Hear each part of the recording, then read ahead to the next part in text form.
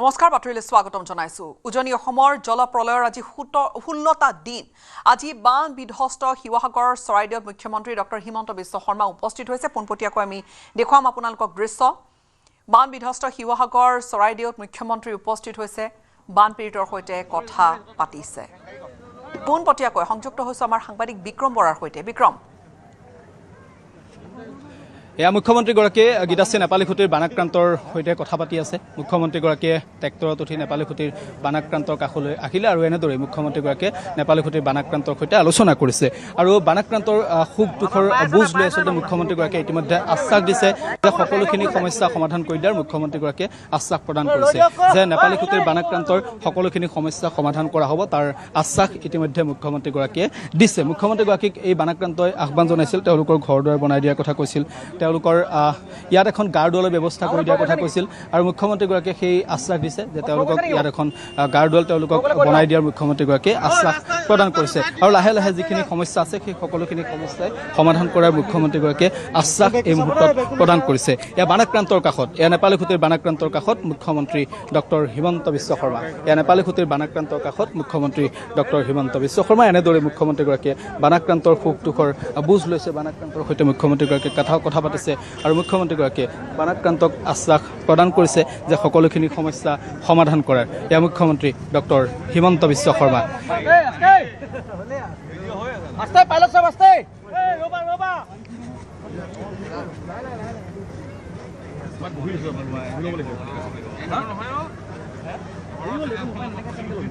এয়া মুখ্যমন্ত্ৰী ডক্টৰ হিমন্ত বিশ্ব শৰ্মা। এনেদৰে মুখ্যমন্ত্ৰীগৰাকীয়ে বানাক্ৰান্তৰ সৈতে কথা পাতিছে। ট্ৰেক্টৰত উঠি এয়া বোকাপানী নেওচি মুখ্যমন্ত্ৰীগৰাকী বানাক্ৰান্তৰ কাষলৈ আহিছে আৰু বানাক্ৰান্তৰ সুখ দুখৰ বুজ লৈছে আৰু বানাক্ৰান্তৰ যিসমূহ সমস্যা সেই সমস্যাসমূহ সমাধানৰ মুখ্যমন্ত্ৰীগৰাকীয়ে ইতিমধ্যে প্ৰতিশ্ৰুতি দিছে। মুখ্যমন্ত্ৰীগৰাকীক আমি দেখুৱালোঁ যে কেনেদৰে এক কষ্ট কৰি মুখ্যমন্ত্ৰীগৰাকীয়ে এই নেপালীখুটিলৈ আহিছে, কাৰণ আজি কিছু স্বাভাৱিকেই হৈছে নেপালীখুটিৰ পৰিস্থিতি। পলসবোৰ লাহে লাহে শুকাবলৈ আৰম্ভ কৰিছে। যিটো পথেদি মুখ্যমন্ত্ৰীগৰাকী আহিছে এই পথটো কালিলৈকে সম্পূৰ্ণ পলস আৰু বোকাৰে ভৰ্তি হৈ আছিল, কিন্তু আজি মুখ্যমন্ত্ৰী অহাৰ বাবে পথটো কেইবাখনো ফকলেন লগাই JCB লগাই পথটো মুকলি কৰা হৈছে আৰু তাৰ পাছতেই মুখ্যমন্ত্ৰীগৰাকী এতিয়া এনেদৰে আহিছে। মুখ্যমন্ত্ৰীগৰাকীয়ে এই মুহূৰ্তত বানাক্ৰান্তৰ দুৰ্দশাৰ তেওঁ বুজ লৈছে। মুখ্যমন্ত্ৰীগৰাকীয়ে বানাক্ৰান্তৰ দুৰ্দশাৰ এই মুহূৰ্তত বুজ লৈছে আৰু বানাক্ৰান্ত ৰাইজক মুখ্যমন্ত্ৰীগৰাকীয়ে প্ৰতিটো সমস্যাৰ তেওঁ বুজ লৈছে। মুখ্যমন্ত্ৰীগৰাকীয়ে প্ৰতিটো কথা বানাক্ৰান্তক সুধিছে। কেইবাগৰাকী বানাক্ৰান্তই মুখ্যমন্ত্ৰীগৰাকীক সাক্ষাৎ কৰিলে। বহু মহিলাক আচলতে মুখ্যমন্ত্ৰীগৰাকীয়ে প্ৰতিশ্ৰুতি দিছে যে তেওঁলোকৰ যিটো সমস্যা, তেওঁলোকৰ যিখিনি সমস্যা, কাৰণ সমস্যা মানে তেওঁলোকৰ অযুত, কাৰণ তেওঁলোকৰ যি সপোন আছিল সেই সপোন ইতিমধ্যে 19 জুলাই বানত ছাৰখাৰ হৈ গ'ল। তেওঁলোকৰ ঘৰখন সম্পূৰ্ণৰূপে শেষ হৈ গ'ল আৰু দেখা পাইছে মুখ্যমন্ত্ৰীগৰাকী ট্ৰেক্টৰত উঠি অহাৰ লগে লগে মুখ্যমন্ত্ৰীগৰাকীক অজস্ৰ লোকে এই মুহূৰ্তত সাক্ষাৎ কৰিছে। কণ কণ শিশুৰ পৰা আৰম্ভ কৰি অজস্ৰ লোকে মুখ্যমন্ত্ৰীগৰাকীক সাক্ষাৎ কৰিছে আৰু মুখ্যমন্ত্ৰীগৰাকীয়ে এনেদৰেই এই বানাক্ৰান্তৰ যি দুৰ্দশা, বানাক্ৰান্তৰ দুৰ্দশাৰ যিটো পৰিস্থিতি, সেই পৰিস্থিতি মুখ্যমন্ত্ৰীগৰাকীয়ে এই মুহূৰ্তত বুজ লৈছে। গীতাশ্ৰী, এয়া হৈছে নেপালীখুটিৰ পৰিৱেশ। ইয়াৰ পাছতেই মুখ্যমন্ত্ৰীগৰাকী ইয়াৰ পৰা আন কেইবাটাও বানাক্ৰান্ত অঞ্চল আছে, যিহেতু সন্তক বিহু আজি মুখ্যমন্ত্ৰী যিখিনি ঠাইত উপস্থিত হৈছে বিক্ৰম, গোটেই পথ আচলতে পথ বুলিবলৈ তাত একো নাই, সেয়া গোটেই বোকা পলস। হয় গীতাশ্ৰী, এই পথটো কালিলৈকে সম্পূৰ্ণভাৱে পলস আৰু পানী বোকাৰে ভৰ্তি হৈছিল, কিন্তু আজি মুখ্যমন্ত্ৰী অহাৰ বাবে ট্ৰেক্টৰ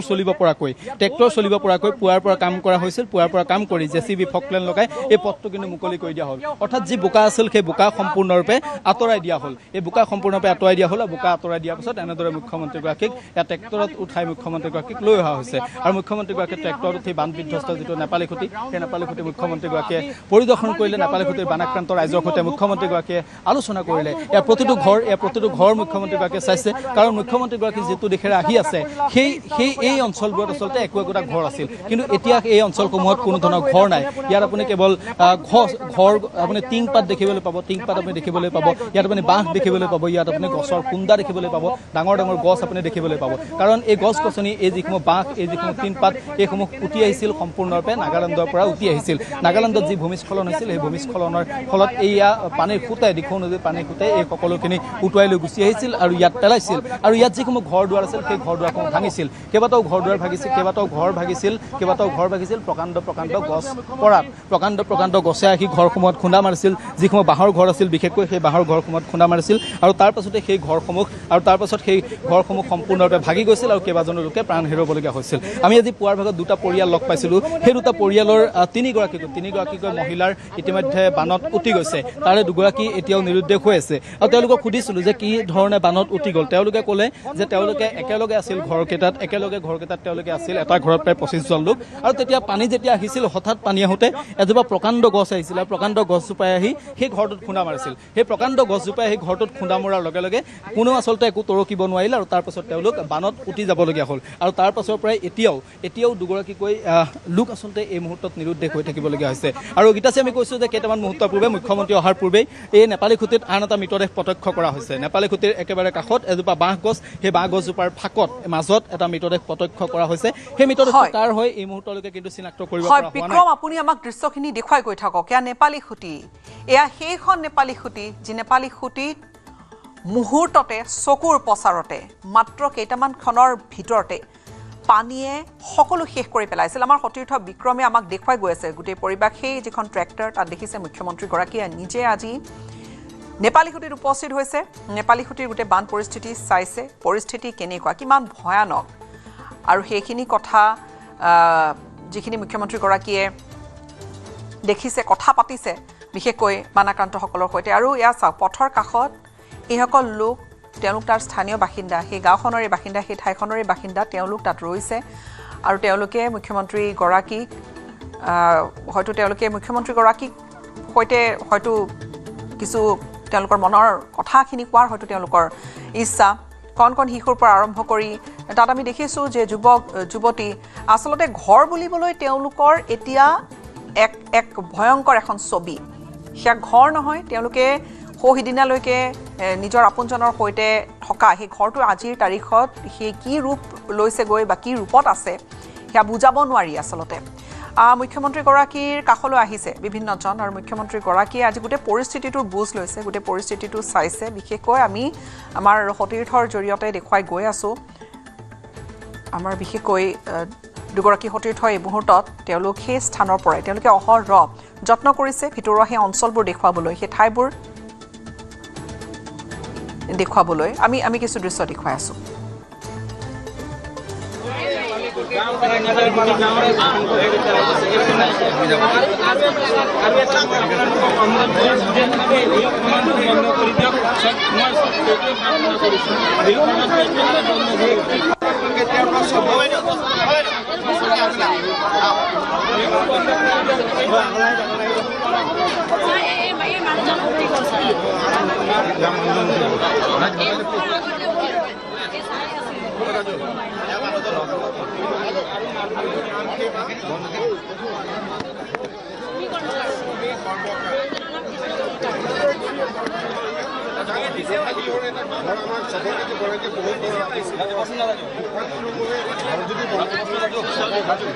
আমি যিমান পাৰোঁ আপোনালোকে বেছিকৈ আৰ্থিক সাহায্য দিয়াৰ চেষ্টা কৰিম তাৰপিছত যাৰ গৈছে তেওঁলোককো মই কেনেকৈ বেংকৰ লগত চৰকাৰৰ পৰা চাবচিডি কেনেকৈ দি কৰিব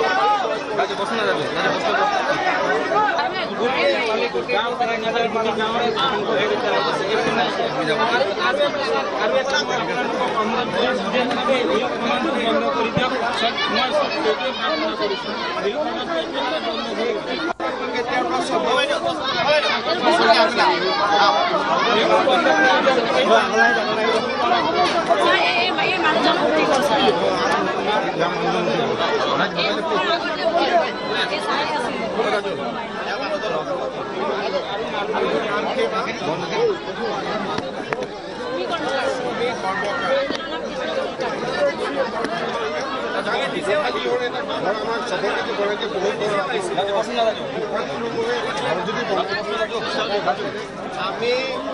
যিমান পাৰোঁ আপোনালোকে বেছিকৈ আৰ্থিক সাহায্য দিয়াৰ চেষ্টা কৰিম তাৰপিছত যাৰ গৈছে তেওঁলোককো মই কেনেকৈ বেংকৰ লগত চৰকাৰৰ পৰা চাবচিডি কেনেকৈ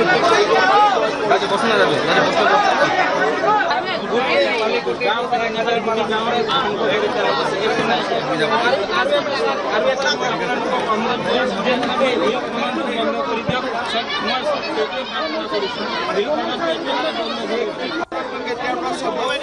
এয়া আমি দেখুৱাইছোঁ নেপালী খুঁটিৰ পৰা পোনপটীয়া সম্প্ৰচাৰ ট্ৰেক্টৰত উঠি এয়া যি জলপ্ৰলয়ত বিধ্বস্ত হোৱা নেপালী খুঁটি পৰিদৰ্শন কৰিছে মুখ্যমন্ত্ৰীগৰাকীয়ে। বিক্ৰম আমাৰ সৈতে আছে সংযুক্ত হৈ। বিক্ৰম, দেখিছোঁ মুখ্যমন্ত্ৰীক চাবলৈ আৰু হয়তো নিজৰ ব্যথাখিনি মুখ্যমন্ত্ৰীৰ আগত দাঙি ধৰিবলৈ ক'বলৈ কথাখিনি নেপালী খুঁটিৰ বহু লোকক আমি দেখিছোঁ যে সেয়া পথ বুলি ক'লে আচলতে ভুলেই হ'ব, তথাপিও কৈছোঁ সেই পথটোৰ বা সেই বাটটোৰ দুয়ো কাষে মানুহ ৰৈ আছে। এয়া মুখ্যমন্ত্ৰী হিমন্ত বিশ্ব শৰ্মা ট্ৰেক্টৰত উঠি মুখ্যমন্ত্ৰীগৰাকী আহিছে। ট্ৰেক্টৰত উঠি এয়া মুখ্যমন্ত্ৰীগৰাকী নেপালী খুঁটিৰ পৰা ওলাই আহিছে। এমুটা নেপালী খুঁটিৰ পৰা ওলাই আহিছে। এটা দুৰ্ঘটনা সংঘটিত হৈছে ইতিমধ্যে যে আমি যিখন ট্ৰেক্টৰত আহিছিলোঁ সেই ট্ৰেক্টৰখন ইতিমধ্যে এক প্ৰকাৰ উফৰি গৈছিল। আৰু এয়া মুখ্যমন্ত্ৰী নেপালী খুঁটিত মুখ্যমন্ত্ৰীগৰাকীক চাবৰ বাবে অজস্ৰ লোকে মুখ্যমন্ত্ৰীগৰাকীৰ বাবে অপেক্ষা কৰি আছে। এয়া দেখা পাইছে আপুনি, এইসকল হৈছে বানাক্ৰান্ত। তেওঁলোকে বিভিন্ন বান সাহায্য শিবিৰত আছিল। বান সাহায্য শিবিৰত তেওঁলোকে আছে বিগত 14-15টা দিন ধৰি। আৰু এই মুহূৰ্তত মুখ্যমন্ত্ৰীগৰাকীক তেওঁলোকে সাক্ষাৎ কৰিবলৈ আহিছে। সাক্ষাৎ কৰিবলৈ আহিছে। এয়া মন্ত্ৰী বিমল বৰা, মন্ত্ৰী পীযুষ হাজৰিকা আছে, মন্ত্ৰী কেশৱ মহন্ত আছে। আৰু এয়া মুখ্যমন্ত্ৰী ডক্টৰ হিমন্ত বিশ্ব শৰ্মা এনেদৰেই বৰ্ণাঢ্যৰ সৈতে এই মুহূৰ্তত কথা পাতিছে। বৰ্ণাঢ্য সুখ দুখৰ এই মুহূৰ্তত বুজ লৈছে মুখ্যমন্ত্ৰী।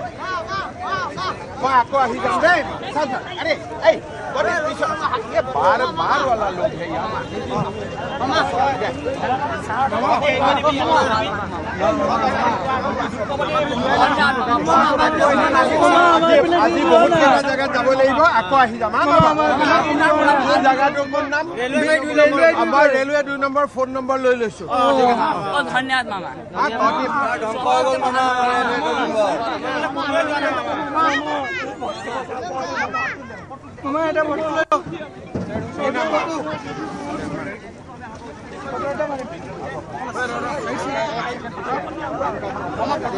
ধুনীয়া ফটো।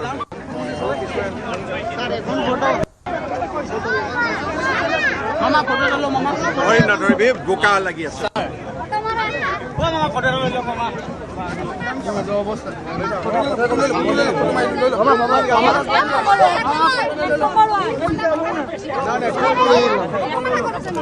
এটা কাম কৰক, এদিন আহিম। আজি মই ফটাফট যিমান জেগা পাৰোঁ চাই লওঁ। মই আপোনাৰ লগত আৰু আপুনি এইবিলাক বন্ধ কৰাটো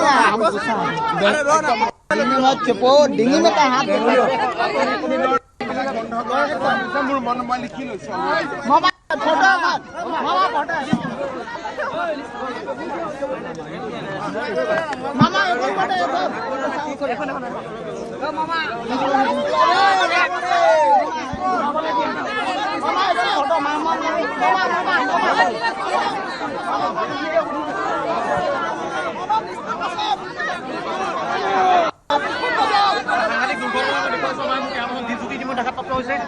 প্ৰতিজন ভিডিঅ' জাৰ্নেলিষ্ট ইতিমধ্যে আঘাতপ্ৰাপ্ত হৈছে। ট্ৰেক্টৰ ইতিমধ্যে সাংবাদিকসকলক ঘূৰাই আনিছিল।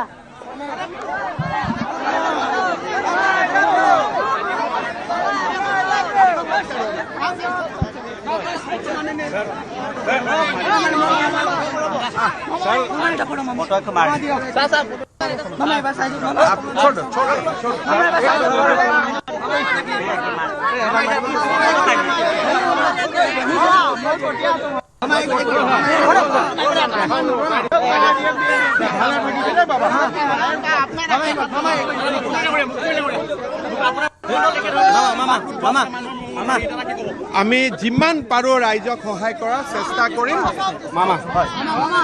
আমি ৰাইজক যিমান কৰিব পাৰোঁ কৰিম।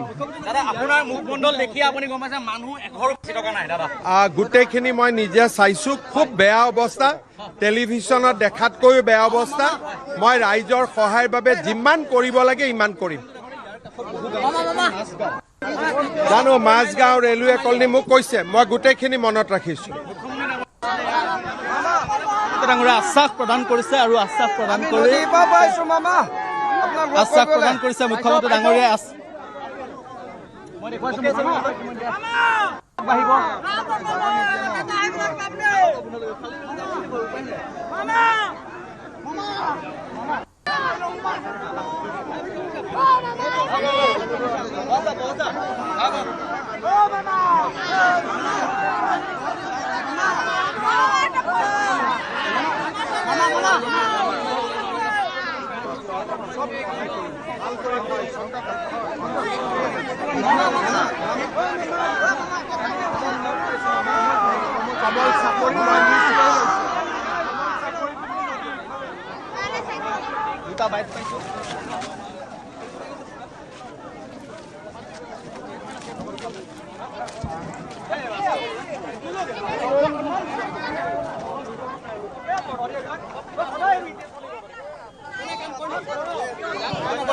আমি বেলেগত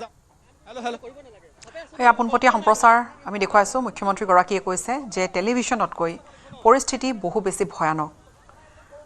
ৰেহা মুখ্যমন্ত্ৰীগৰাকীৰ ভাষ্য ইয়া নেপালী খুঁটিত মুখ্যমন্ত্ৰীগৰাকীয়ে সকলোকে আশ্বাস দিছে যে সকলো পুনৰবাৰ তেওঁ ঠিক কৰি দিব বানত বিধ্বস্ত হৈ পৰা এখন ঠাই নেপালী খুঁটি এইকেইটা দিনত চৰ্চাত শীৰ্ষত থকা নেপালী খুঁটি যি নেপালী খুঁটি সেই দিনটো যেন তাত প্ৰলয় কি ধৰণে নামিছিল হয়তো ভাষাৰেও কোনেও বুজাব নোৱাৰে এই যে ছবিবোৰ এই ছবিবোৰে হয়তো বহু বছৰলৈকে নেপালী খুঁটিৰ এই জীয়া কাহিনী হয়তো কৈ যাব যে এদিন কেনেকুৱা এখন গাঁও কেনেকৈ থকা এখন সমাজ মুহূৰ্ততে চকুৰ প্ৰচাৰতে শেষ হৈ গৈছিল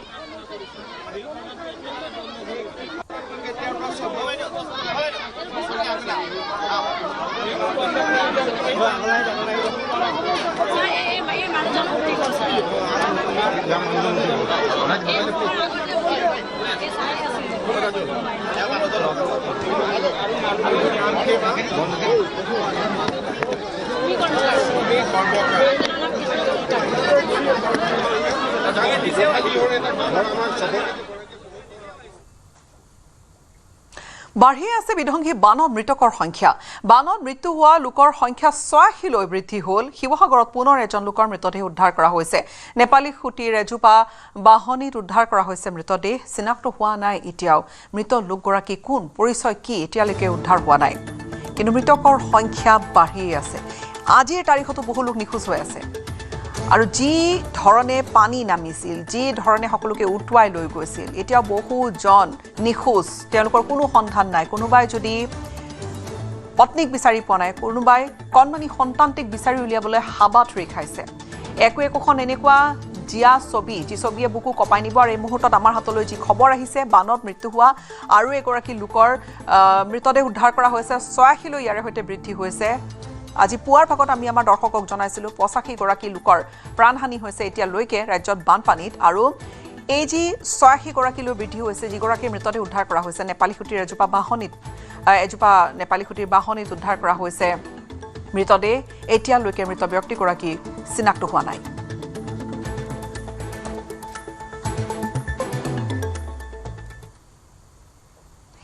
বানত নিজৰ পৰিয়ালটো ক্ষতিগ্ৰস্ত হোৱাৰ পিছতো আনক সহায় এটি কণমানিৰ বান বিধ্বস্ত চন্তকত এটি কণমানিয়ে মুখ্যমন্ত্ৰীৰ হাতত অৰ্পণ কৰিলে হাছতীয়া টেকেলিৰ ধন বানত নিজৰ ঘৰখন ক্ষতিগ্ৰস্ত হোৱাৰ পিছতো আনৰ সহায়ৰ বাবে কণমানিটিয়ে মুখ্যমন্ত্ৰীয়ে সাহায্য নিধিলৈ আগবঢ়ালে সহায়ৰ পুঁজি কণমানি সেই ছোৱালীজনীৰ পদক্ষেপক শলাগ লৈ মুখ্যমন্ত্ৰীয়ে পিন্ধালে গামোচা লগতে বানৰ জটিল পৰিস্থিতিৰ পিছত কণমানিটিক সাক্ষাৎ কৰাৰ প্ৰতিশ্ৰুতিও দিছে মুখ্যমন্ত্ৰীগৰাকীয়ে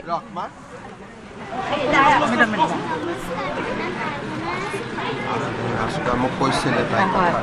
তাই গান গাই অকণমান কিবা গোটাই থৈছে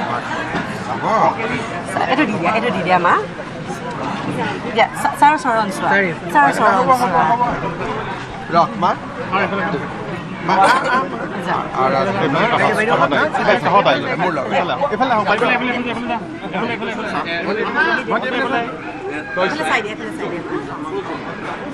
মই আপোনালোকৰ গাঁও কোনখন আমাৰ সাউদ গাঁও আমাৰ ঘৰতো ছাৰ মানুহ শেষেই কিন্তু তাই তথাপি মানে এইটো আপোনাৰ মই তাইক পিছত আকৌ লগ কৰিম আজি মই মানুহখিনিক লগ কৰিলোঁ পিছত মই সেৱাটো আপোনাক দিবলৈ তাই গান গাইছে গাইছে মাক কি গান গাই থাকা তুমি মই তোমাক আকৌ লগ পাম হা মা বানপানীৰ পিছত এদিন মই তোমাক ধুনীয়াকৈ লগ পাম উজনিৰ 4 জিলাৰ বন্যাৰ্তলৈ 15,000 টকা চৰাইদেউ শিৱসাগৰ যোৰহাট গোলাঘাটৰ বন্যাৰ্তক প্ৰদান কৰিলে অন্তৱৰ্তীকালীন বান সাহায্য ডিব্ৰুগড়ৰ পৰাই ভাৰ্চুৱেলি অন্তৱৰ্তীকালীন বান সাহায্য প্ৰদান কৰিলে মুখ্যমন্ত্ৰীয়ে আৰু আজি 62,696টা পৰিয়ালক বেংক একাউণ্টত প্ৰদান কৰা হৈছে 15,000 টকা শিৱসাগৰত 35,298 চৰাইদেউত 19,883 গোলাঘাটত 2,593 আৰু যোৰহাটত 4,922টা পৰিয়ালক বেংক একাউণ্টত আজি প্ৰদান কৰিলে 15,000 টকাকৈ 4 জিলাৰ 75,000 বান পীড়িত পৰিয়ালে লাভ কৰিব 15,000 টকা আৰু বাকি বান পীড়িত পৰিয়ালক 5 আগষ্টৰ ভিতৰত প্ৰদান কৰিব এই ধনৰাশি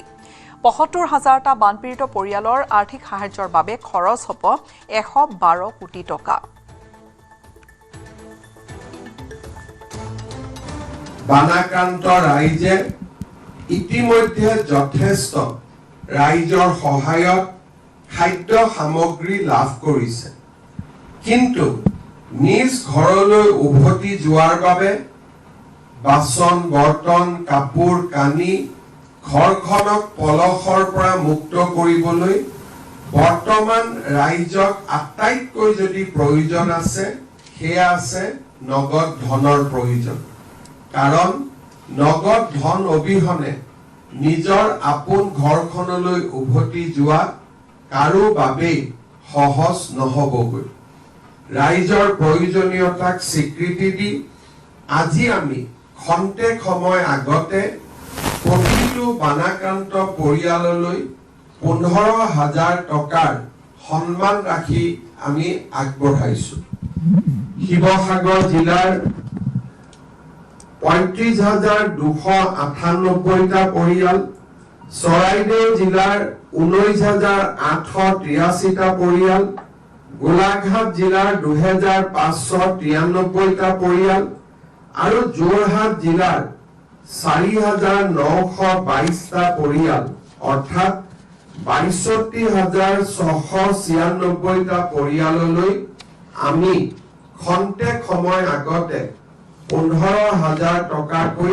বেংক ট্ৰান্সফাৰ কৰিবলৈ সক্ষম হৈছো কিন্তু জিলা আয়ুক্তসকলে আমাক জনোৱা মতে এই পৰিয়ালসমূহৰ সংখ্যা 75,000লৈ বৃদ্ধি হ'ব আজি আমি আৰু 15,000 পৰিয়ালক বেংক ট্ৰান্সফাৰ কৰিবৰ বাবে সাজু হৈ আছো জিলা আয়ুক্তসকলৰ পৰা বেংক একাউণ্টছৰ ডিটেইল অহাৰ লগে লগে আজি সন্ধিয়া বা অহাকালি আমি এই 15,000 পৰিয়াললৈ পুনৰ ধনৰাশি মুকলি কৰিম এনে এছেছমেন্ট আমাৰ অহাকালিও চলি থাকিব অৰ্থাৎ 5 তাৰিখ পৰ্যন্ত আমি এই ধন মুকলি কৰি থাকিম যিসকলে আজি এই পুঁজি পাবলৈ সক্ষম হোৱা নাই তেওঁলোকে অহাকালি নতুবা পৰহি পৰ্যন্ত এই পুঁজি লাভ কৰি থাকিব বান শিবিৰত থকা বন্যাৰ্তক দিব অতিৰিক্ত সাহায্য 9 আগষ্টলৈ শিবিৰত থকা বন্যাৰ্তক দিব 10,000 টকা 10 আগষ্টত প্ৰদান কৰিব অতিৰিক্ত 10,000 টকা শিৱসাগৰ আৰু চৰাইদেউৰ বন্যাৰ্তই পাব অতিৰিক্ত সাহায্য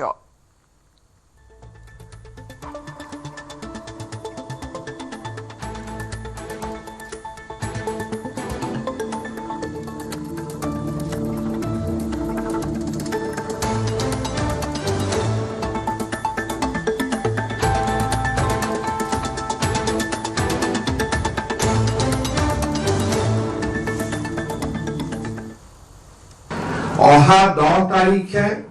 আমি চেষ্টা কৰিম পুনৰ এবাৰ যিসকল বানাক্ৰান্ত ৰাইজ ঘৰলৈ এতিয়াও উভতি যাব নোৱাৰিব 9 তাৰিখ পৰ্যন্ত বা আমি বানপানীৰ কঠিন পৰিস্থিতিৰ সন্মুখীন হৈয়ে থাকিব লাগিব তেনে পৰিয়ালসকলক অহা 10 তাৰিখে আমি পুনৰ 10,000 টকা মুকলি কৰি দিম মই মাত্ৰ আশা কৰিম যে এই পুঁজি যিসকল বিপদত পৰি আছে বা পৰি থাকিব মাত্ৰ তেওঁলোকৰ বাবেহে যাতে আমি প্ৰেৰণ কৰিব পাৰো তাৰ বাবে এক সুন্দৰ সমীক্ষাৰ জৰিয়তে জিলা আয়ুক্তসকলে যোগ্যজনৰ নাম আগবঢ়াব অৰ্থাৎ আজি 15,000 টকা আৰু অহা মাহৰ 10 তাৰিখে আকৌ 10,000 টকা আমাৰ বানাক্ৰান্ত পৰিয়ালসমূহলৈকে আমি আগবঢ়াম অৱশ্যে এই সাহায্য 10 তাৰিখৰ সাহায্য চৰাইদেউ আৰু শিৱসাগৰ জিলাত সীমাবদ্ধ থাকিব আৰু বানেই ধোৱা শিৱসাগৰ চৰাইদেউৰ আন্তঃগাঁথনি উন্নয়নত গুৰুত্ব ৰাজ্য চৰকাৰৰ বানত ক্ষতিগ্ৰস্ত বিদ্যালয় মেৰামতিৰ বাবে তৎকালীনভাৱে প্ৰদান কৰিব 2,10,000 টকা বানত ক্ষতিগ্ৰস্ত বিদ্যালয়সমূহ চিনাক্ত কৰি 5 আগষ্টৰ ভিতৰত বিদ্যালয় একাউণ্টত প্ৰদান কৰিব এই ধন দুয়োখন জিলাতে শিৱসাগৰ চৰাইদেউত ইতিমধ্যে শিক্ষা বিভাগে গ্ৰহণ কৰিছে বিনামূলীয়া পাঠ্যপুথি বিতৰণৰ গোটেই প্ৰক্ৰিয়া প্ৰেৰণ কৰিছে ইতিমধ্যে পাঠ্যপুথিবোৰ আৰু লগতে কণ শিক্ষাৰ্থীক দুজোৰকৈ বিনামূলীয়া ইউনিফৰ্ম পোছাক দিবলৈ মুখ্যমন্ত্ৰীৰ সাহায্য নিধিৰ পৰা মুকলি কৰিছে পুঁজি লগতে বান বিধ্বস্ত নামঘৰসমূহলৈ 7 আগষ্টৰ পূৰ্বে নামঘৰসমূহত প্ৰদান কৰিব 1.5 লাখ টকাৰ চেক ৰাজ্য চৰকাৰে শিৱসাগৰ চৰাইদেউ জিলাৰ আন্তঃগাঁথনিসমূহ উন্নত কৰাত গুৰুত্ব আৰোপ কৰিছে ইতিমধ্যে বিদ্যালয়সমূহৰ বাবে আমি তৎকালীন ইয়াক মেৰামতিৰ বাবে 2 লাখ বা 2,10,000 টকা আমি ঘোষণা কৰিছো ইতিমধ্যে সমগ্ৰ শিক্ষা অভিযানে বিদ্যালয়সমূহৰ এছেছমেন্ট অব্যাহত ৰাখিছে আৰু মই ভাবো যে অহা কালি বা 5 তাৰিখৰ আগতে আমি বিদ্যালয়সমূহৰ একাউণ্টলৈ 2,10,000 টকা আমি প্ৰেৰণ কৰিবলৈ সক্ষম হ'ম মই জিলা আয়ুক্তসকলক বিদ্যালয়সমূহৰ যি ডেমেজ ৰিপৰ্ট বা আমাৰ যিটো সাৰ্ভে সমগ্ৰ শিক্ষা অভিযানলৈকে পঠিয়াবৰ বাবে মই আকৌ এবাৰ অনুৰোধ কৰিম ইতিমধ্যে অসম চৰকাৰৰ শিক্ষা বিভাগে এই দুইখন জিলালৈ বিনামূলীয়া পাঠ্যপুথি প্ৰেৰণ কৰিছে মুখ্যমন্ত্ৰীৰ সাহায্য পুঁজিৰ পৰা আমাৰ কণ শিশুসকলক পুনৰবাৰ দুজোৰকৈ ইউনিফৰ্ম দিয়াৰ বাবে প্ৰয়োজনীয় পুঁজি আমি সমগ্ৰ শিক্ষা অভিযানলৈ মুকলি কৰি দিবলৈ সক্ষম হৈছো ভাদ মাহৰ নাম প্ৰসংগ অসমৰ আধ্যাত্মিক জীৱনৰ এক এৰাব নোৱাৰা অংগ ইতিমধ্যে বানে বিধ্বস্ত কৰি থৈ যোৱা আমাৰ নামঘৰসমূহলৈ আমি 1.5 লাখ টকা আগবঢ়াবলৈ সিদ্ধান্ত লৈছো এই পুঁজিও অহা 7 তাৰিখৰ আগতে আমি মুকলি কৰি দিবলৈ সিদ্ধান্ত লৈছো নেপালী খুটিত এগৰাকী দুৰ্ভগীয়া স্বামীৰ হিয়া ভৰা কান্দোন 16 দিনে পত্নীক বিচাৰি হাহাকাৰ কৰিছে শিৱেশ্বৰ কৰ্মকাৰে বানৰ সোঁতত দুৰ্ভগীয়া লোকজনৰ সৈতে একেলগে উটি গৈছিল পত্নী তিলেশ্বৰী কৰ্মকাৰ আৰু নিজক কিবাকৈ বচালে যদিও শিৱেশ্বৰ কৰ্মকাৰে উদ্ধাৰ কৰিব নোৱাৰিলে তেওঁৰ পত্নী বৰ্তমানেও নেপালী খুটিত নিখোজ হৈ আছে 45 বছৰীয়া তিলেশ্বৰী কৰ্মকাৰ নেপালী খুটিৰ পৰা এতিয়াও নিৰুদ্দেশ দুগৰাকী মহিলা এগৰাকী বয়সস্থ আৰু এগৰাকী হৈছে কণমানি তাৰে বয়সস্থ মহিলাগৰাকী হৈছে তিলেশ্বৰী কৰ্মকাৰ আৰু কণমানিগৰাকী হৈছে ৰাধিকা পানিকা এই মুহূৰ্তত আমাৰ সৈতে তিলেশ্বৰী কৰ্মকাৰৰ স্বামী আছে আপোনাৰ বাইদেউ 19 তাৰিখৰ পৰা নিৰুদ্দেশ হৈ আছে 19 তাৰিখৰ পৰা আমি একেটা ঘৰত 25টা মানুহ বহি আছিলোঁ তাৰ পৰা গোটেইটো ঘৰটো যেতিয়া ভাঙি থাকিলে কোন ফালে কোন গ'ল ক'ব নোৱাৰিলোঁ কিন্তু সেই বাঁহজোপাটো মই এম কৰি আছিলোঁ কালি হেৰি প্ৰশাসনে আহি পেলাই বাঁহজোপাকো পৰহি দিনা প্ৰশাসনে আহি পেলাই বাঁহজোপাকো হেৰি কৰি মেলি চালে তাতো নাপালোঁ আৰু বিচাৰিছে নাই আপুনি ক'ত বিচাৰে নাই বিচাৰি আছোঁ ক'ত বিচাৰিম সেই তাত হেৰি যেতিয়া পানী বাঢ়ি আছিলে মিৰিগাঁৱত 40টা ওলাইছিলে তাতো গৈছিলোঁ নাপালোঁ মানে আপুনি এটা বিচাৰি আছে বাইদেউ বিচাৰিয়ে আছোঁ আৰু ক'তনো বিচাৰি যাম ডাইৰেক্ট আমি 25টা মানুহ যেতিয়া বহি আছিলোঁ তাৰ পৰাই সন্ধানহীন হৈছেতো আৰু ক'ব নোৱাৰিছোঁ আৰু আপোনাৰ ঘৰটোতে 25টা মানুহ বহি আছে একেটা ঘৰতে মোৰ ঘৰটোত নহয় মোৰ পানিকা ভাইটিৰ ঘৰটোত বহি আছিলোঁ 25টা মানুহ তাৰপিছত তেতিয়াই বাইদেউ উঠি গ'ল তেতিয়া সিও আছিলে গোটেইকেইটাই উঠি গ'লোঁ একেবাৰে গোটেইকেইটা উঠি গ'লোঁ যেতিয়া বাঁহ জোপাটোত হেঁতি গ'ল মই মানে গছ এজোপাত ধৰি পেলাই ৰৈ গ'লোঁ পিছফালে চাইছোঁ বাঁহ এজোপা আৰু মানে আহি আছে তো সেই বাঁহজোপা যদি মোক মাৰি দিয়ে তেতিয়াতো ময়ো গ'লোহেঁতেন সেইকাৰণে মই ঘূৰি দিলোঁ ঘূৰি পেলাই চাইছোঁ বাঁহজোপা ওচৰ পাই গ'ল পটকৈ এৰি দিলোঁ এৰি দিয়াত গৈ পেলাই সেই জাবুটোত মই ধৰি মেলি উঠিলোঁ মানে আপোনালোকৰ সেই যেতিয়া 25জন মানুহ আছিল 25জন মানুহ একেলগে উঠি গৈছিল উঠি গৈছে তাৰে প্ৰায়খিনি বাচিলে প্ৰায়খিনি বাচিলে 4জন খালি মহিলা তিনিগৰাকী আৰু কণমানি এজনী উঠি গৈছে কোন কোন আছিলে নামকেইটা কওকচোন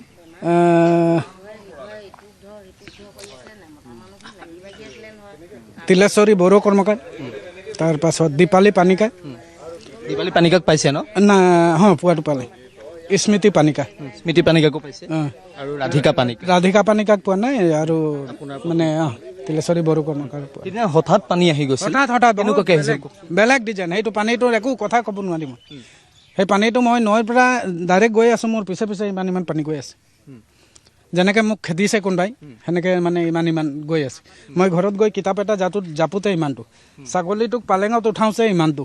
তেতিয়া আমি ইটো ঘৰৰ পৰা আহি ইটো ঘৰত পালোঁ ইটো ঘৰতো চাইছোঁ পানী বাঢ়ি আছে তেতিয়া মানে অতীতত বনোৱা যত্ন গাঁওবুঢ়া আছিলে পানিকা মানুহে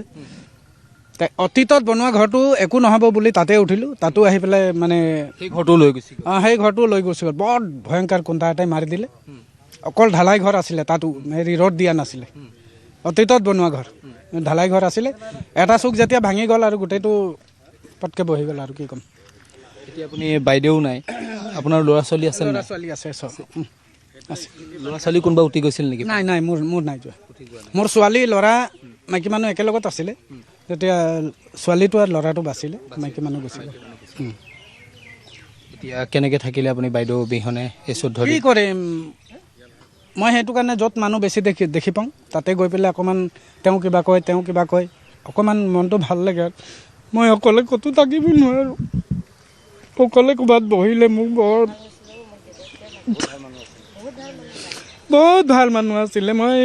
কৈছোঁ কম কি 7 জনমতো তাইক আৰু পোৱাটো মোৰ আশা নাই বহুত ভাল আছিলে সৰুক কেনেকৈ কথা ক'ব লাগে ডাঙৰক কেনেকৈ ক'ব লাগে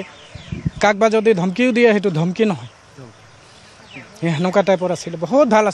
ভাল আছিলে তাক ভালৰ মানে ভাষা নাই আৰু ক'ব পাৰে আপোনাৰ নামটো দাদা মোৰ নাম শিৱেশ্বৰ কৰ্মকাৰ এগৰাকী দুৰ্ভগীয়া স্বামী সিদিনা পানী অহাৰ দিনা একেলগে 25জন মানুহ এটা ঘৰত বহি আছিল আৰু হঠাৎ পানী আহিছিল আৰু তাৰ পাছত এইগৰাকী শিৱেশ্বৰ কৰ্মকাৰৰ পত্নীকো উটুৱাই লৈ গৈছিল আৰু আজিলৈকে তেওঁ পত্নী তিলেশ্বৰী কৰ্মকাৰ এই মুহূৰ্তলৈকে সন্ধানহীন খুব দুখেৰে এইগৰাকী স্বামীয়ে কান্দি তেওঁ কৈছে যে তাইক খুব ভাল মানুহ আছিল মই আৰু 7 জনমতো তাইক বিচাৰি পাম বুলি নাভাবোঁ এয়াই হৈছে আশা নাই তাই লিখীয়া মানুহ পাবলৈ আশা নাই তাইক পাবলৈ আশা নাই আৰু কি ক'ম আৰু ক'ব নোৱাৰিছোঁ তাক ক'ব পৰা ভাষাও নাই মোৰ নাখানিব উপায় নাই এইটো পৰিস্থিতি আৰু নোৱাৰিছোঁ গুৰুত্বপূৰ্ণ আন কিছু খবৰলৈ আগবাঢ়িম 9 পৰা 10 আগষ্টত 4 জিলাত হ'ব স্থায়ী ক্ষতিৰ সমীক্ষা আৰু 10 দিনৰ ভিতৰতে শেষ কৰিব এই গোটেই স্থায়ী ক্ষতিৰ সমীক্ষা আগষ্ট বা ছেপ্টেম্বৰ মাহৰ প্ৰথম সপ্তাহৰ ভিতৰতে প্ৰদান কৰিব ক্ষতিপূৰণ স্থায়ী ক্ষতিৰ সমীক্ষাৰ পিছতে পুঁজি প্ৰদানৰ আশ্বাস প্ৰধানমন্ত্ৰীৰ আজি যি সমীক্ষা পোৱা যাব সেই সমীক্ষা 3 মাহ পিছত পোৱা নাযাব ক্ষয়ক্ষতিৰ বুজ লোৱাৰ এই হৈছে আটাইতকৈ উপযুক্ত সময় সেইবাবে 7 তাৰিখে আমি বিষয়াসকলৰ প্ৰশিক্ষণৰ ব্যৱস্থা কৰিম 8 তাৰিখে জিলাসমূহত এই সমীক্ষাকাৰীসকলক বিষয়াসকলে তেওঁলোকৰ বাবে প্ৰয়োজনীয় প্ৰশিক্ষণ প্ৰদান কৰিব 9 বা 10 তাৰিখৰ পৰা চাৰিওখন জিলাতে গোলাঘাট, যোৰহাট, শিৱসাগৰ, চৰাইদেউ জিলাত আমি স্থায়ী ক্ষতিৰ বুজ লোৱাৰ ব্যৱস্থা আমি আৰম্ভ কৰিম আৰু মই বিশ্বাস কৰো যে 10 দিনৰ ভিতৰত এই সমীক্ষা আমি সম্পূৰ্ণ কৰিম। আগষ্ট মাহৰ ভিতৰতে স্থায়ী ক্ষতিৰ পুঁজি মুকলি কৰি দিয়াৰ বাবে আমি প্ৰচেষ্টা কৰিম আৰু কিবা কাৰণত আগষ্ট মাহত সম্ভৱ নহলেও ছেপ্টেম্বৰ মাহৰ প্ৰথম সপ্তাহৰ ভিতৰতে এই স্থায়ী পুঁজি মুকলি কৰি দিয়াৰ বাবে আমি সিদ্ধান্ত লম। প্ৰধানমন্ত্ৰী ডাঙৰীয়াই আমাক আশ্বাস দিছে যে স্থায়ী ক্ষতিৰ সমীক্ষা হোৱাৰ লগে লগে আমাৰ যি স্থায়ী ক্ষতিৰ নৰ্মছ আছে সেই নৰ্মছ মতে যিমান প্ৰয়োজনীয় পুঁজি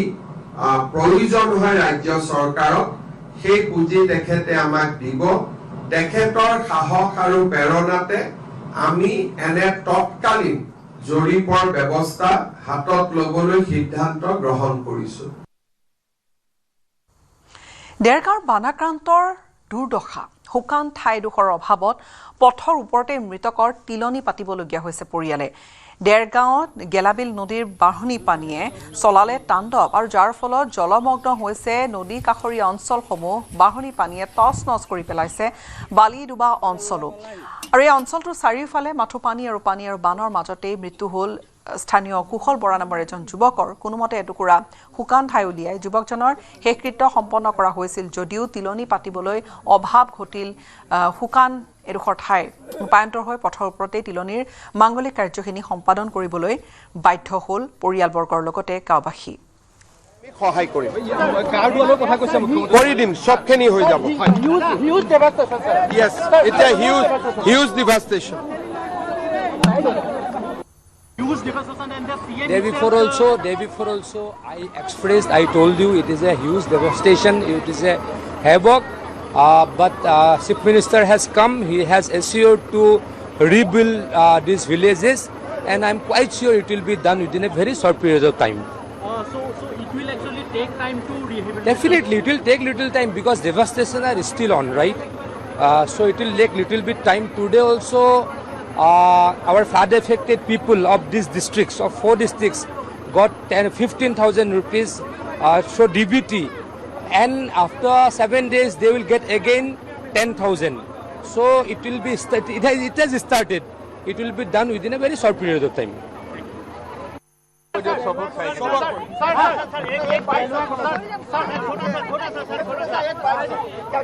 देखिए, मैं बाढ़ परिस्थिति को अपना आंखों से देखा। लोगों को बहुत मदद का जरूरत है, हम लोग मदद करने का पूरा भरपूर कोशिश करेगा।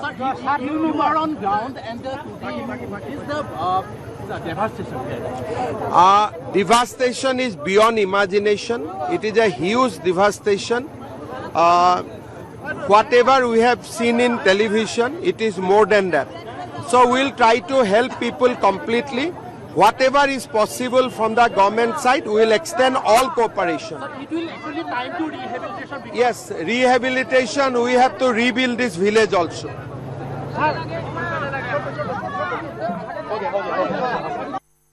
आपका नाम? मेरा नाम शुभम देव है। आज यहाँ पर सीएम आए हुए थे। हाँ, सीएम है। तो यहाँ एक्चुअली ह्यूज डेवस्टेशन हुआ, बहुत ज़्यादा तबाही, लोगों का एक्चुअली बहुत सारे प्रॉब्लम्स है। हाँ, ठीक है। तो आप लोगों के कुछ लोगों ने यहाँ सीएम सर से मिले और उनके बात तो बोला है सीएम सर ने कि यहाँ पर जो अभी तकलीफ हुआ है उसका लिए अभी सीएम सर आया था हम लोग इधर में, तो नेपाली खुटी सिगरेट बस्ती में, तो बोला है कि ये तकलीफ जैसा भी हो आपका घर और जिसका टूट गया है। বানপীড়িতৰ বিভীষিকাই কাঢ়ি নিলে এটা পৰিয়ালৰ সকলোখিনি। 19 জুলাইৰ প্ৰলয়ংকাৰী সেই বানে নেপালী খুঁটিত সৃষ্টি কৰা কালৰূপৰ বলি হ'ল এক দম্পতী আৰু তেওঁলোকৰ সন্তান। পত্নীৰ মৃতদেহ উদ্ধাৰ হ'লেও এতিয়া সন্ধানহীন হৈ আছে এটি 4 বছৰীয়া কণমানি। কথমপি প্ৰাণ ৰক্ষা পৰা আন এটি কণমানিক কোলাত লৈ ফুৰিছে এতিয়া দেৱৰাম পানিকা নামৰ এগৰাকী লোকে। খুব এখন সুখৰ ঘৰ আছিল তেওঁলোকৰ। দুগৰাকী কণমানি ছোৱালী আৰু নিজৰ স্বামী, নিজৰ পত্নী আছিল। এই কাটক বুলিছোঁ নেপালী খুঁটিৰ এগৰাকী দুৰ্ভগীয়া স্বামী সিদিনা বানত উঠি গৈছিল একেলগে মাতৃ আৰু জীয়ৰী মাতৃ দীপালী পানিকা আৰু কণমানি জীয়ৰী ৰাধিকা পানিকা দীপালী পানিকাৰ মৃতদেহ উদ্ধাৰ কৰা হ'ল আৰু কণমানিজনী ৰাধিকা পানিকা এতিয়াও নিৰুদ্দেশ হৈ আছে এইগৰাকীয়ে হৈছে পিতৃ অৰ্থাৎ দুৰ্ভগীয়া স্বামী ৰাধিকা পানিকাৰ আৰু দীপালী পানিকাৰ তেওঁ হৈছে দেবুৰাম আপোনাৰ নাম দেবুৰাম পানিকা তেওঁ এতিয়া একো নাই তেওঁ ঘৰখন গ'ল তেওঁ পত্নী বানত উঠি গ'ল তেওঁ কণমানিজনী বানত উঠি গ'ল একমাত্ৰ এই কণমানিজনীয়ে থাকি গ'ল আৰু এই কণমানিজনীক লৈ এই বাপেকজনে এই 14টা দিন তেওঁ জীয়াই আছে তাৰ আপুনি সিদিনা কেনেকৈ উঠি গ'ল আপোনাৰ বাইদেউ আৰু আপোনাৰ ছোৱালীজনী আপুনি কি দেখিছিল চব ক'বৰ কাৰণে মানে এইফালে অকণমান বেয়াই লাগিছে কিন্তু হ'লেও কৈ দিছোঁ যাতে আমাৰ এইফালে ধৰি লওক আজিলৈকে এনেকুৱা বানপানী আমি চোৱা নাই হয় আমাৰ পানী হয় নোহোৱা নহয় মানে ধৰি লওক এআঁঠুলৈকে হয় কিন্তু তাতকৈ আমি ওখ ঘৰ বনাইছিলোঁ ঘৰ বনোৱাৰ পিছত আমি গম পাওঁ যে পানীটোতো ইমানেই হয় প্ৰত্যেক বছৰে কিন্তু সেনেকাত মানে যে আমি থাকি গ'লোঁ থাকি যোৱাৰ পিছতো পানীৰ পিছত চাইছোঁ চবফালে মানে ধৰি লওক গোটেই মানে হেৰিফালে গোটেইখিনি বন্ধ হৈ গ'ল বন্ধ হোৱাৰ পিছত মানে পানী গোটেই খৰি আহিছে হেৰি আহিছে কিন্তু আমি একো কৰিব পৰা নাই আৰু আমি বাহিৰ ফালে ওলাই মেলি আহিব পৰা নাই যাতে মানে আমি যে বাচি থাকিম আমাৰ চবত মানে ওখ বুলি ক'লে অকণমান এইফালৰ পৰা ওখ বুলি ক'লে আমাৰ গাঁওখনেই কিন্তু এইফালে যেতিয়া আমি ওলাই মেলি আহিছোঁ তেতিয়া আমি কোনোফালে ৰাস্তা পোৱা নাই না পিছফালে পাইছোঁ না আগফালে পাইছোঁ না আগফালৰ পৰা পানী আহিছে পিছফালৰ পৰা যাওঁ বুলি ক'লে গাঁত খান্দি থৈ দিছে সকলে নাই আৰু এইফালে আহিম বুলি ক'লে এইফালে দ আছে মানে কোনোফালে আমি যাব পৰা আমি য'ত আছিলোঁ মানে তাতে লগ হৈ গ'লোঁ আপোনাৰ বাইদেউ আৰু ছোৱালীজনী কেনেকৈ উঠি গ'ল বাইদেউ আৰু ছোৱালীজনী ধৰি লওক অকণমান মোৰ ওচৰত ভিডিঅ' আছে যে কেনেকুৱা কি হৈছিলে অকণমান ভিডিঅ' আছে বেলেগটো নাই বিশেষকৈ আপুনি কি দেখিছিলে কেনেকৈ উঠি গৈছিলে মানে এনেকুৱা ধৰি লওক গছ এটা আহি মেলি মানে লাগি ধৰিলে ঘৰটোত লাগি ধৰিলে ঘৰটোত লাগি গ'ল ঘৰটো লগাৰ পিছত আমাৰ ভাঙি গ'ল ভাঙি যোৱাৰ পিছত মানে গোটেইখিনি আমি উঠি মেলি গ'লোঁ বাকীখিনি এক চাইডে গুচি গ'ল আৰু আমিখিনি মানে বেলেগ চাইডে গুচি গ'লোঁ আপুনিও উঠি গৈছিলে মই এইডোখৰত নাছিলোঁ মই মিছা কথা নকওঁ আৰু আজিলৈকে কৈ মেলি পোৱা নাই মই সঁচা কৈছোঁ মই গুৱাহাটীত আছিলোঁ মই সেইদিনাখন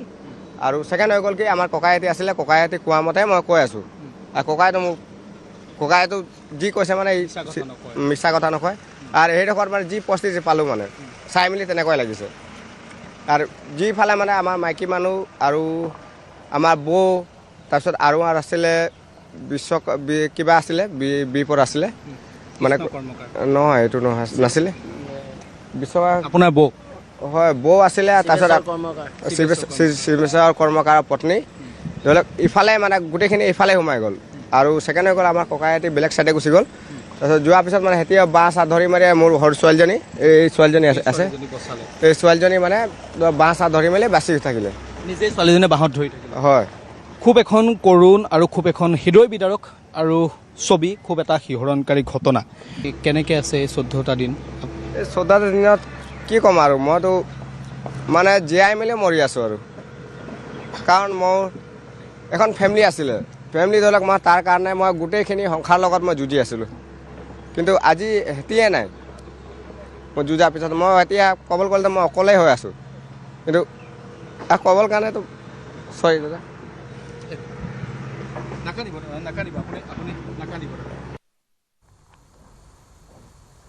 বানত মৃত্যু হোৱা লোকৰ পৰিয়ালক আজি প্ৰদান কৰিব অতিৰিক্ত 5 লাখকৈ টকা আৰু শিৱসাগৰ আৰু চৰাইদেউ জিলাত বানত মৃত্যু হোৱা লোকক দিব এই ধন বান বিধ্বস্ত জিলা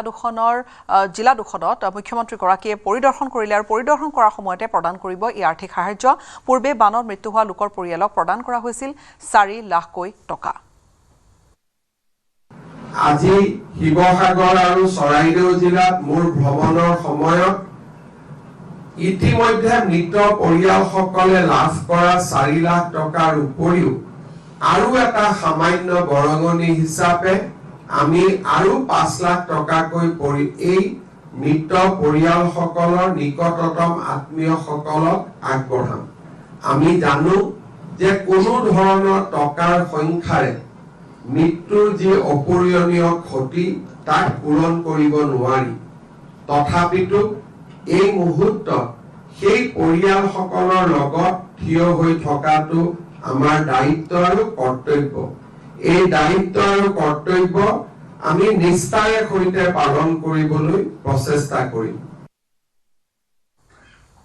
শিৱসাগৰ আৰু চৰাইদেউৰ বন্যাতৰ বিদ্যুৎ মাচুল ৰেহাই জুলাই মাহৰ বিদ্যুৎ মাচুল ৰেহাইৰ ঘোষণা কৰিছে ৰাজ্য চৰকাৰে। দুয়োখন জিলা বানাক্ৰান্তৰ বাবে মাটিৰ খাজানা ৰেহাই এবছৰলৈ ৰেহাই দিয়া হৈছে বন্যাতৰ মাটিৰ খাজানা। সংবেদনশীলতাৰ পৰিচয় দি জুলাই মাহৰ ইলেক্ট্ৰিচিটিৰ বিল পৰিশোধ কৰিব নালাগে শিৱসাগৰ আৰু চৰাইদেউ জিলাৰ ৰাইজে, তাৰো সিদ্ধান্ত আমি ৰাজহুৱাভাৱে ঘোষণা কৰিছো। এবছৰলৈ মাটিৰ খাজানা ৰেহাই দিয়াৰ সিদ্ধান্তও ৰাজ্য চৰকাৰে ইতিমধ্যে ঘোষণা কৰিছে। ধেমাজিত ঘনে ঘনে সলনি হৈছে জীয়া ঢলৰ খুঁটি। আজি জীয়া ঢল কমলপুৰত পৰিস্থিতিৰ বুজ ল'লে মন্ত্ৰী ডাঃ ৰণোজ পেগুৱে আৰু শনিবাৰে জীয়া ঢল নদীৰ প্ৰলয়ংকাৰী সেই বানে কমলপুৰত সৃষ্টি কৰিছিল এটা বিভীষিকাৰ, এটা কাল ৰূপ ধাৰণ কৰিছিল জীয়া ঢলে। কমলপুৰৰ বান বিধ্বস্ত অঞ্চল পৰিদৰ্শন কৰে মন্ত্ৰীগৰাকীয়ে। জলসম্পদ বিভাগক জীয়া ঢল নদীৰ মথাউৰি শীঘ্ৰেই নিৰ্মাণ কৰিবলৈ নিৰ্দেশ দিয়ে মন্ত্ৰী ৰণোজ পেগুৱে। জীয়া ঢল নদীৰ প্ৰলয়ংকাৰী বানে কমলপুৰ ধৰ্মপুৰৰ অনিমা হাজৰিকাৰ বাসগৃহতো চকুৰ পচাৰতে তছনছ কৰিছিল আৰু দেওবাৰে বিজেপি কৰ্মী মনোজ কুমাৰ চুটিয়াই অনিমা হাজৰিকা প্ৰদান কৰিছিল 3 কঠা মাটি। আজি মন্ত্ৰী ডাঃ ৰণোজ পেগুৱে অনিমা হাজৰিকাৰ ঘৰটো নিৰ্মাণ কৰি দিয়াৰ আশ্বাস প্ৰদান কৰে।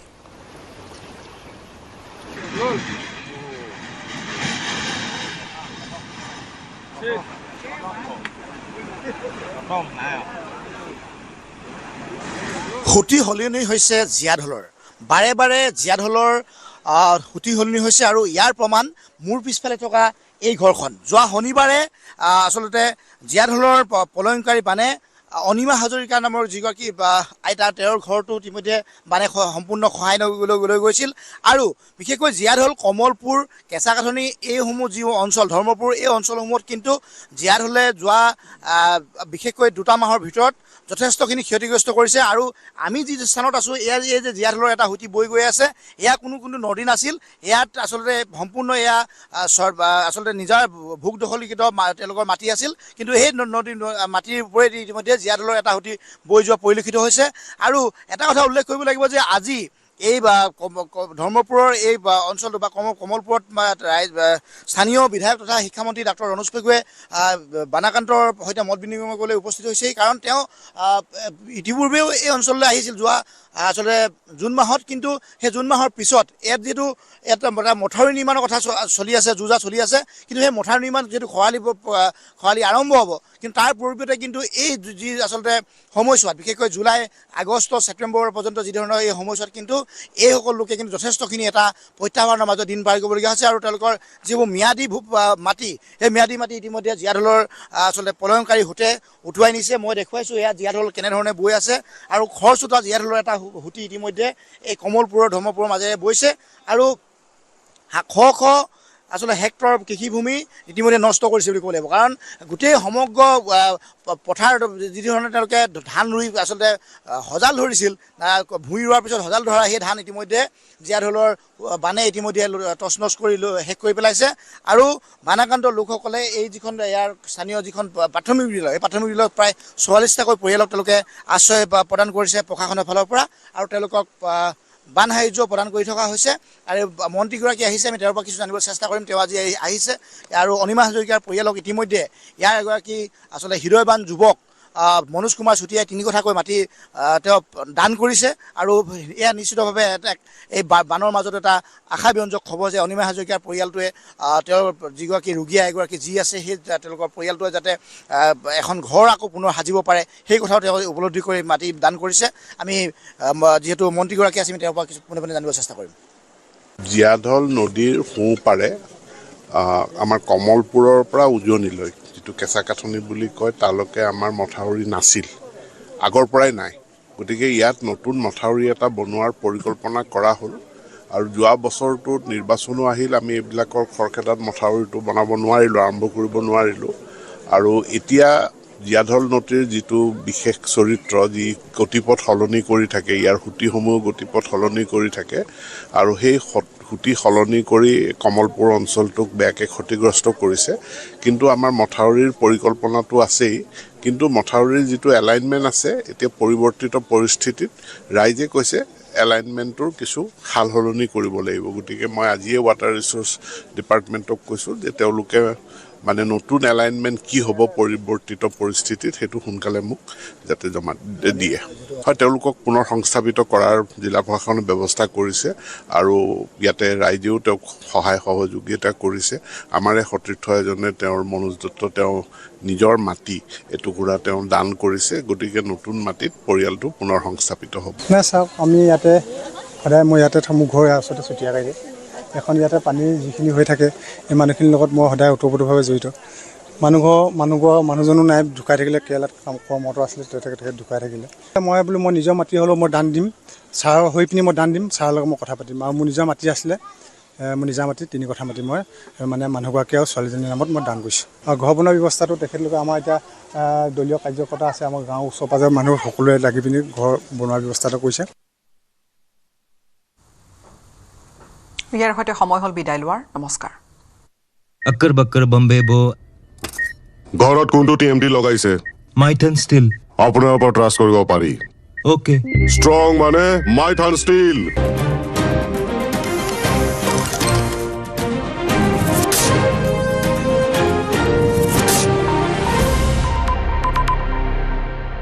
अक्कर बक्कर बम्बे बो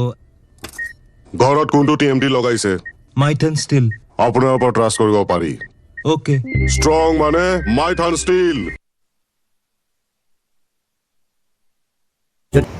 খুব এখন সুখৰ ঘৰ আছিল তেওঁলোকৰ দুগৰাকী কণমানি ছোৱালী আৰু নিজৰ স্বামী নিজৰ পত্নী আছিল এই কাটক বুলিছোঁ নেপালী খুঁটিৰ এগৰাকী দুৰ্ভগীয়া স্বামী সিদিনা বানত উঠি গৈছিল একেলগে মাতৃ আৰু জীয়ৰী মাতৃ দীপালী পানিকা আৰু কণমানি জীয়ৰী ৰাধিকা পানিকা দীপালী পানিকাৰ মৃতদেহ উদ্ধাৰ কৰা হ'ল আৰু কণমানিজনী ৰাধিকা পানিকা এতিয়াও নিৰুদ্দেশ হৈ আছে এইগৰাকীয়ে হৈছে পিতৃ অৰ্থাৎ দুৰ্ভগীয়া স্বামী ৰাধিকা পানিকাৰ আৰু দীপালী পানিকাৰ তেওঁ হৈছে দেবুৰাম আপোনাৰ নাম দেবুৰাম পানিকা